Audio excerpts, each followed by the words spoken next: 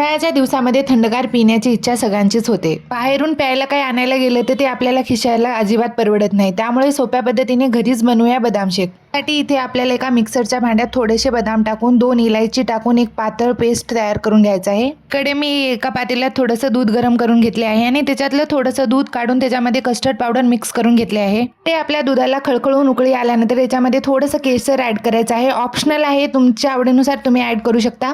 आपल्या टेस्टनुसार यामध्ये साखर ऍड करायची आहे. अर्धा लिटर दुधासाठी मी इथे 4 चमचे साखर घेतली आहे. त्यानंतर या दुधाला एक बॉईल करून घ्यायचं आहे. यानंतर यामध्ये बदामची प्युरी ऍड करायची आहे. चांगलं पाणी टाकून थोडेही बदाम वेस्ट न घालता तुम्ही हे प्युरी ऍड करून घ्या. तर यामध्ये कस्टर्ड पावडर मिक्स केलेले दूध ऍड करून घ्या आणि चांगलं 5 ते 6 मिनिटं याला उकळू द्या. उकळल्यानंतर हे बदाम शेक आपल्याला पूर्णपणे थंड करून घ्यायचं आहे. थंड झाल्यानंतर हे 2 तासासाठी फ्रीजमध्ये ठेवून द्यायचं आहे.